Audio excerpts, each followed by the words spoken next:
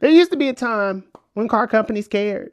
They used to actually cater to us as the young people. I don't know why I'm still talking like I'm in my 20s, because I'm not. But the point is that nowadays, more and more young people need affordable transportation. And as cars have gotten more and more expensive, it's pretty apparent that there aren't too many options. Hell, I was looking on CarMax and there's not that much out there that's below $15,000. That's not going to cost you an arm and a leg, but I digress. The Pontiac Vibe, in its blip in history, it only ran from 2002 up until 2010, and it was a moment for the young people, as Pontiac was GM's lifestyle brand, if you will, for the youth, and more vivaciousness for those people who wanted something just a little more exciting. But the Pontiac Vibe didn't last long, and even though it had what would be considered two generations, it was not a great seller, and it sold decently, but considering the 2008 housing crisis created a hyper problem for the car industry, as a result, Pontiac didn't make it, and neither did the Vibe. And I wanted to talk about that. What's up, guys? My name is Chris,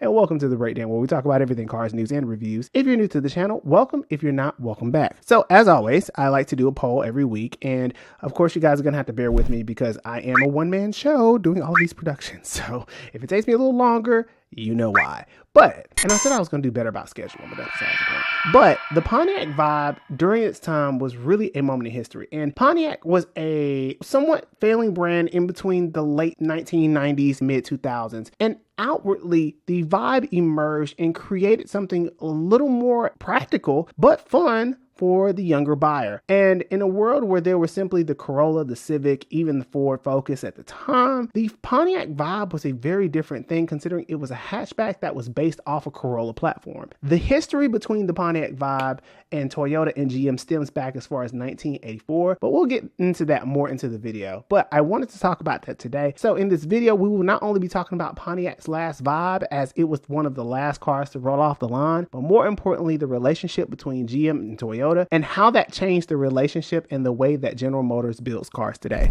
So with that being said, stick around and stay tuned, because you are now watching The Breakdown.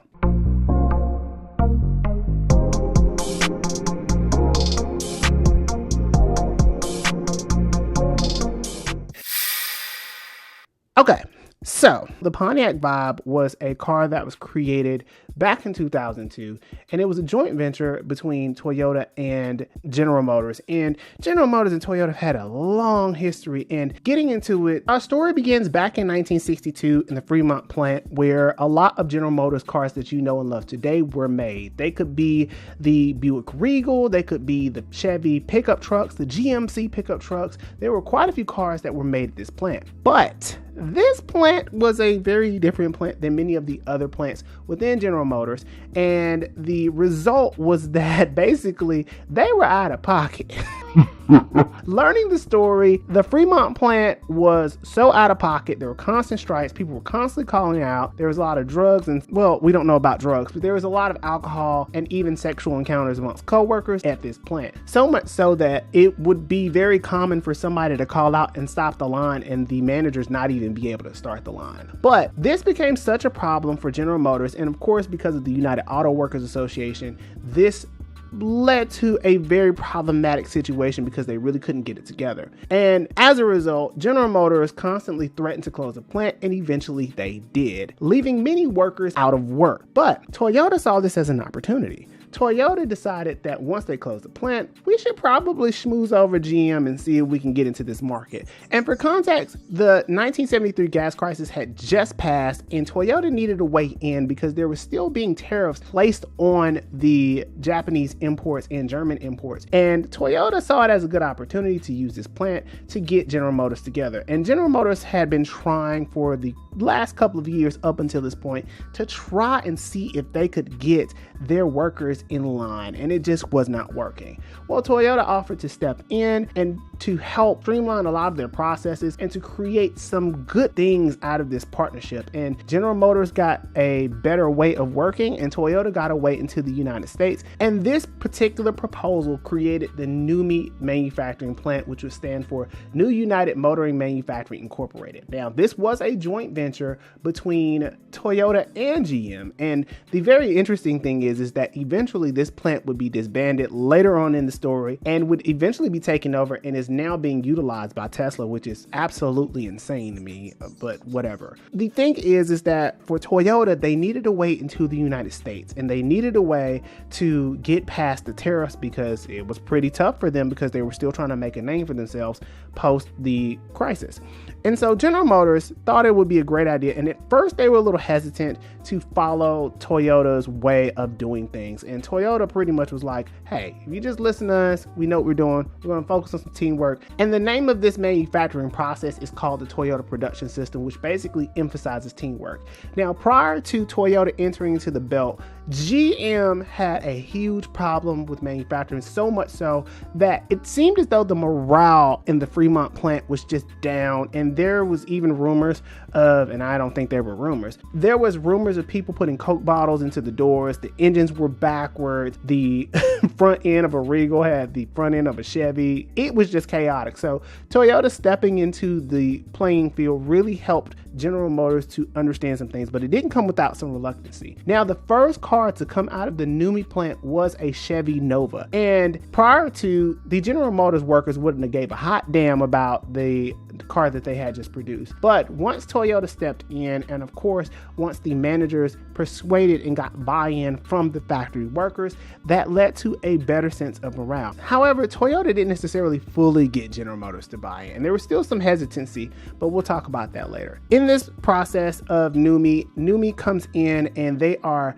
swinging out the gate and they're absolutely proud of their work. And this led to many other cars to come out of the NUMMI plant, one of them being the Toyota Hilux and the Toyota Tacoma, which was specifically designed for the North American market.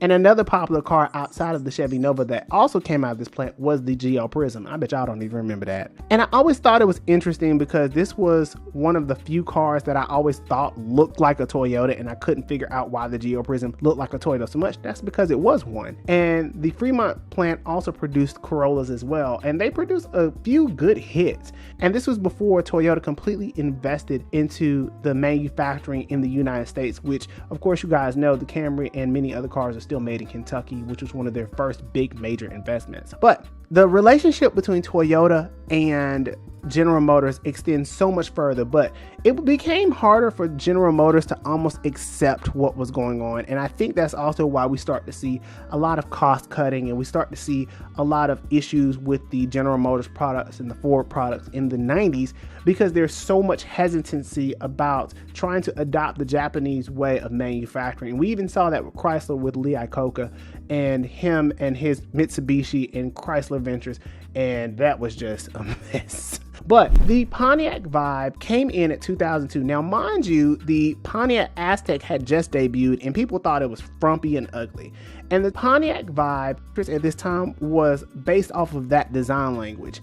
And when it debuted, it came with a 1.8 liter engine, and it also could be had with a Celica based 1.8 liter engine for the first generation. And then it would evolve into a 1.8 liter and a 2.4 liter engine. This platform was based off the Corolla, and we also saw its twin come out around the same time, which would be the Toyota Corolla Matrix.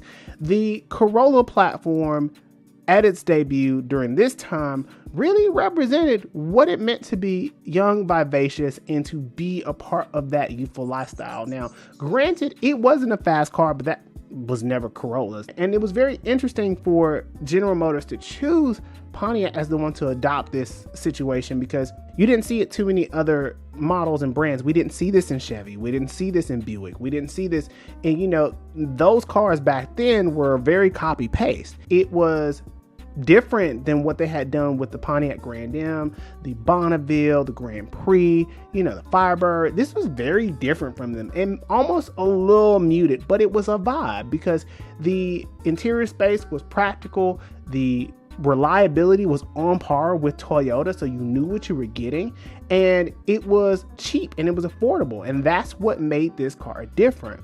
But General Motors didn't necessarily embrace it like they should, and there was a lot of marketing behind this. There was a lot of advertising towards musicians, towards, young college students and people who were looking for affordable cars. And this was one of those times where General Motors really came in clutch, because prior to, they had been struggling to get it together. And there's an article I'm going to leave from NPR that really explains what happened at the Fremont plant and why it went defunct. But at the time, General Motors had been getting in its way so long that it prevented them from coming out with many other products. I do remember also the G3 that came from Pontiac, which I believe was an Aveo derivative. And we start to see a transition of sports cars into a different form of Pontiac, and the Vibe was one of the first times we had seen that. Now, the cool thing is that the first generation was based off the Aztec, whereas the second generation was based off of the Solstice design language, with the G6 and the G8, and when they were really trying to reconstruct themselves to be a more lively brand. And honestly, the Pontiac Vibe was one of the first times that Pontiac had got with the times. And I also want to point out that the Celica-derived engine was roughly about 180 horsepower, but that also came out of a Lotus, so that was a real unique combination for Pontiac and trying to do some very different things that they had not done before. And so it really made an interesting proposition to get an affordable Lotus, if you will, considering all of the variables. And you got the practicality of a hatchback, you got the reliability of a Toyota, you got some functionality from Lotus. There was a lot of things going on here, and you still got that American flair that came from Pontiac.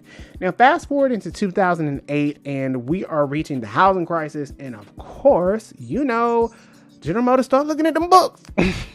The numbers ain't right, and I can't buy my yacht, because billionaires are a hot topic. And because of that, Pontiac was clicking down. They was clicking down.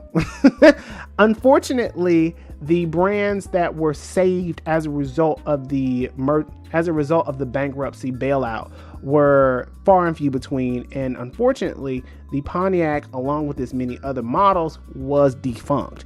And that included the Pontiac Vibe. And it was very evident that the Matrix and the Pontiac Vibe were very different in their marketing, because the Matrix was a little more clean cut, a little more typical for Toyota's demographic. Whereas, and I say this with no pun intended, the Pontiac had a little more vibe, it had a little more soul. And there is one commercial where it actually has the background and the remix of James Brown. And I really love that commercial because I thought it represented where Pontiac was. And we don't talk about the relationship between African Americans and cars enough to understand where a lot of these relationships and how they support the brand. Whole different spiel. But the really important thing to remember is that this was a union between a Japanese and an American company in terms of a product that people really didn't understand was being marketed to them. And the Pontiac Vibe is probably still one of the most reliable cars that you can get. There are still a few of them on the road to this day, especially the newer ones or the latter ones that came out towards 2009, 2010. And the Fremont plant was eventually closed down and was eventually taken over by Tesla around that same time, which I would assume is because it was on a fire sale. But the reality is that this was a time that Toyota and General Motors had to work together. Unfortunately, the Pontiac Vibe was a result of them not really catching and understanding that if you just take your time with building the right quality products, that people will buy them. And I want to argue that next to the golden era Ford, the Pontiacs, as well as the Buicks, as well as the Saturns, there was a lot of different brands within General Motors that were really starting to pick up, and the Vibe was one of the last times that we got that. With that being said, you guys leave me a comment below and let me know if you remember the Vibe. I have a few subscribers that have them, so I know that you guys are more than likely comments on this. But with that being said, until the next video, I will see you guys later.